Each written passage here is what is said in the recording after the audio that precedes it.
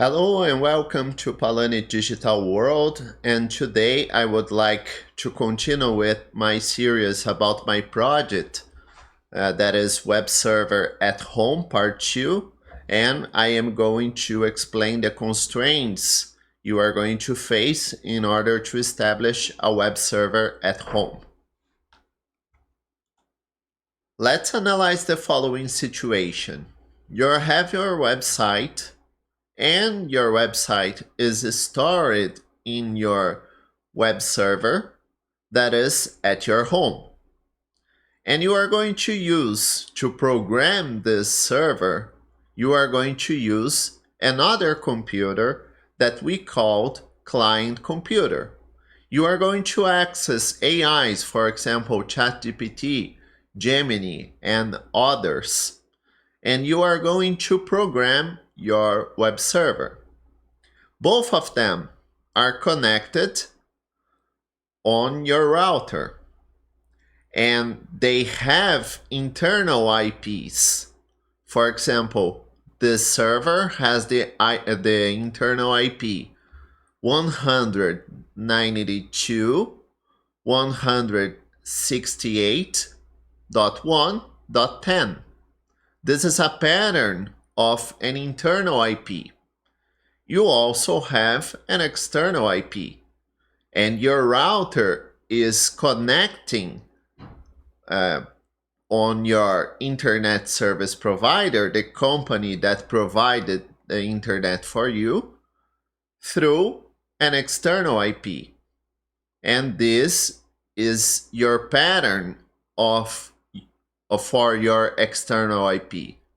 100.64.5.3, for example. This is an example of your external IP inside the internet service provider. Okay, it's just an example. Can be something different, but it's just an example.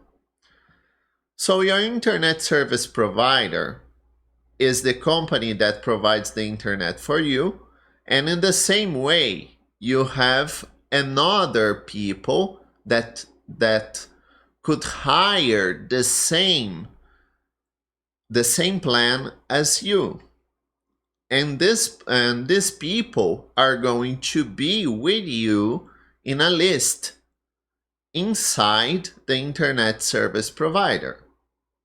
These people that are with you, they are with you with a mechanism called carrier grade network address translation. You don't need to store this name in your mind. You just need to understand that you are inside a list with another people and you are being protected by the internet service provider that will provide the real public IPv4 to the world. If you type "what is my IP" on Google, you are going to see your public IPv4 like the internet service provider IPv4. You are not going to see this number here.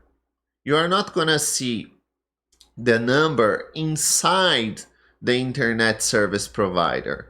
You are going to see the public IPv4 of the internet service provider.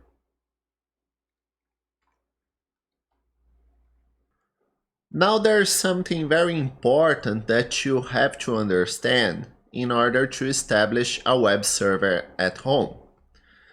You are inside a list, okay, and your neighbor, and other houses are inside in the same list as you are, and you are protected by the internet service provider, like I told you. So if you are inside a list and you are being protected by a company, you are allowed or not allowed to execute some activities. For example, if you want to access something on Google, or if you want to go to YouTube, or even if you want to see the public IPv4 that I already explained to you, you are going to send a signal from your client computer that will pass through the router and will go to the internet service provider. The internet service provider will forward this message to the internet. Okay? And the internet will respond this message that will pass through the internet service provider, that will redirect this message to your house. And your client computer will receive this message back. And you are going to have your website, your YouTube, your Google research, wherever you want to do it. So the process of sending a request, the process of sending a request and receiving a response, you are allowed to do. You are allowed to send a request and receive a response. Let's see with a server. As the same way it happens with a server.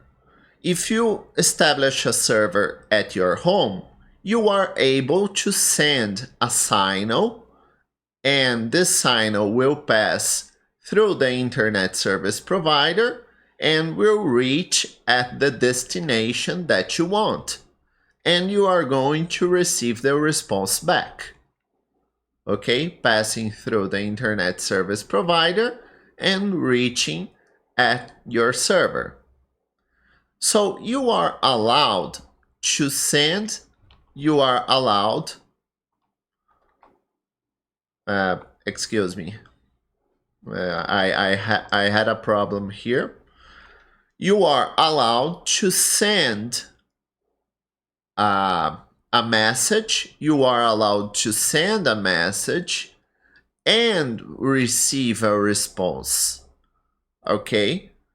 But you are not allowed to receive a message and send a response.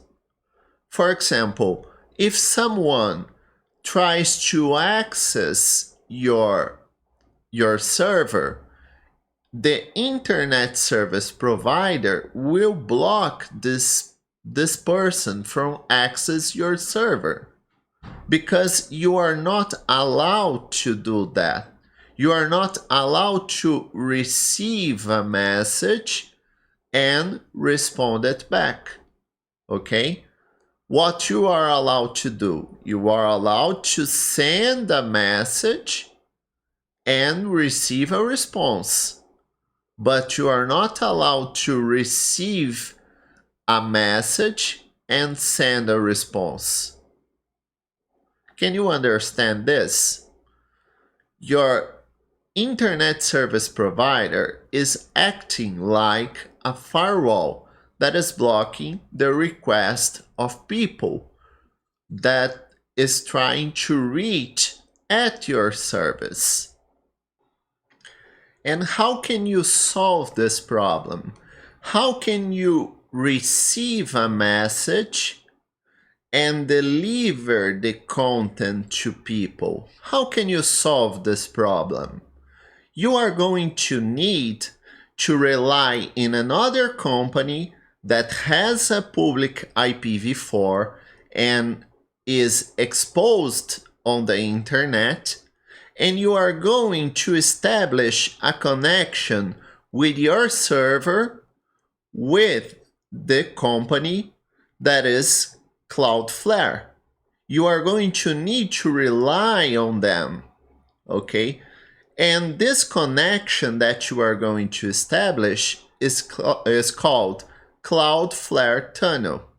You are going to do a direct tunnel between your server and their server, and they are exposed on the internet, and they are going to forward the messages from people that are coming from people. So people are going to send the message, and they are going to forward this message to your server. And your server will be able to reply this message through this Cloudflare tunnel. Okay, we'll reply this message to people. You are going to avoid this direct path using the ISP. This is the solution that I found in order to establish a web server at home. Okay? Thank you very much for watching, and please consider to subscribe to my channel and click the like button if you want to. And I would like to say that I will continue on the third video showing the project, filming the project running on my computer to you. Thank you very much, and I'll see you on the next video. Bye!